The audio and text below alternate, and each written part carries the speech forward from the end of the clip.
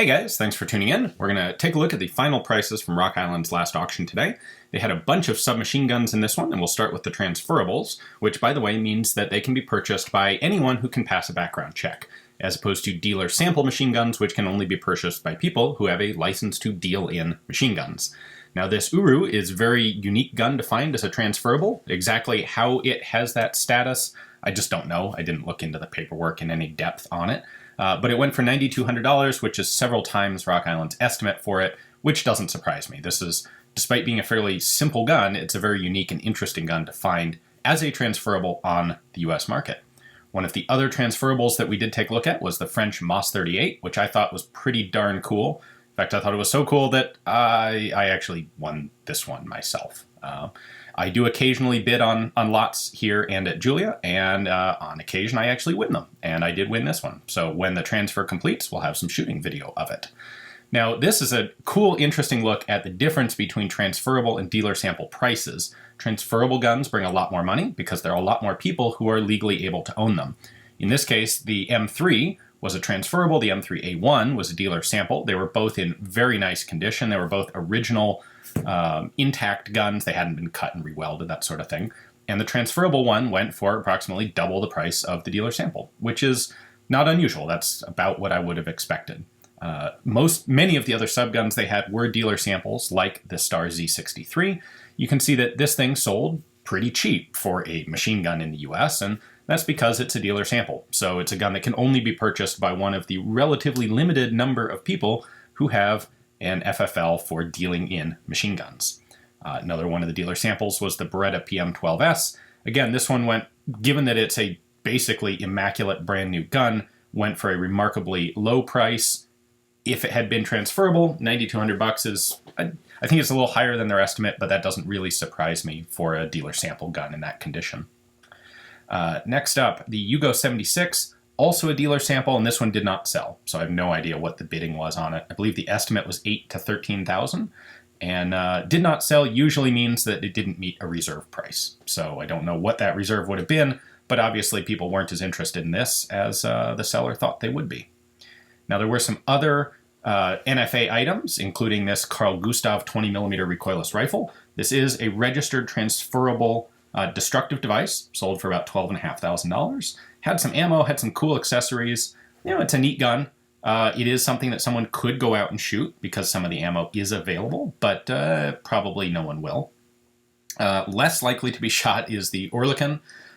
This is a transferrable machine gun, as well as a destructive device, and it is also a curio and relic gun.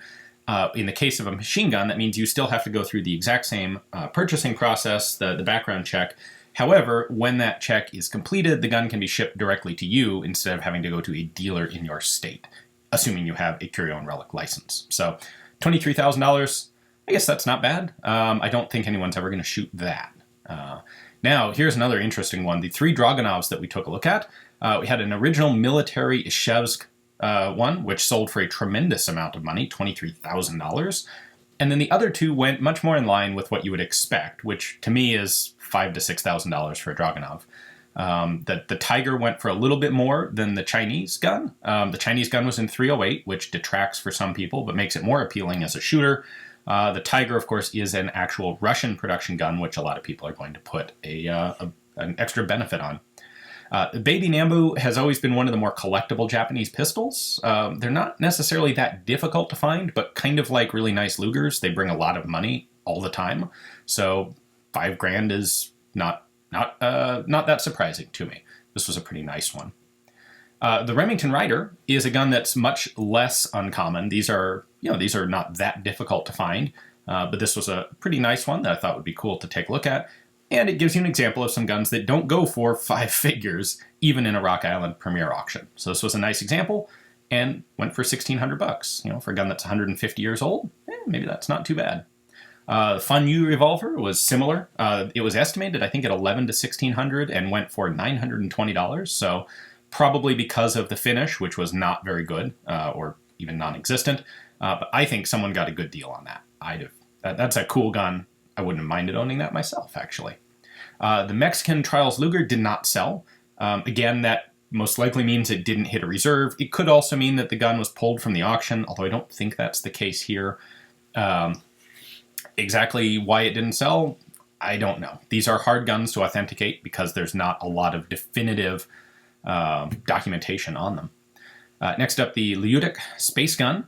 Really cool shotgun. Very few of them made, and they have quite the reputation, as well as looking very unusual, which is, I think, what contributes to what is, to me, quite a remarkably high price for a shotgun. Then again, I'm not really cognizant of the shotgun market all that much, so maybe that's not too far out of line. The ball carbine was a gorgeous example of a Civil War era, not quite actually a Civil War issue, but a very cool Civil War era gun. Price doesn't really surprise me there. That's probably what I would have expected for it. Man, that case hardening is nice. I'd love to have a ball carbine at some point. Unfortunately, they're all rimfire, so you can't really get the ammo. The Beretta AR-70 went for substantially more than its estimate. It turns out, and I didn't notice this or recognize it when I initially did my video, this is actually a very, very early Beretta. Might even have been like the ATF sample that they sent prior to import. So I think that's why it went high. Someone did recognize that and wanted it. This prototype self-loading Bern carbine is extremely cool, and it was kind of curious to me why it didn't sell previously. It was actually in the last Rock Island auction and failed to sell. I talked to the guy who bought it this time, and apparently he, at least, didn't realize it was semi-auto the last time. And when he did, went, wow, I'd really like to have that, and bought it. So, the pill lock rifle here, pretty unusual, pretty unique, brings 15 grand, kind of what you'd expect. When you get to older guns, in particular, condition starts to matter more and more. So a 99% gun will bring a lot more money than a 90% gun, for example. And this was a really nice one. This Mauser gunsmith combination gun, the over-under, it's a rifle on top and a shotgun on the bottom. Again, $5,500 or so. That's another market that I'm not really deep enough into to make a good assessment of how reasonable of a price that is. I am a little more in tune with some of the experimental military pistols, and someone spent a fair amount of money to get this one, just under $21,000. But, of course, they only made about 6 of them, and I believe 4 of those are currently in museums. So if you wanted to have one of these to complete a collection, it's going to cost some money because you won't see another one for a very long time. The Petit Protector, on the other hand, you probably will see. I think this went for way more than it should have. It is, in fact, about double Rock Island's estimate.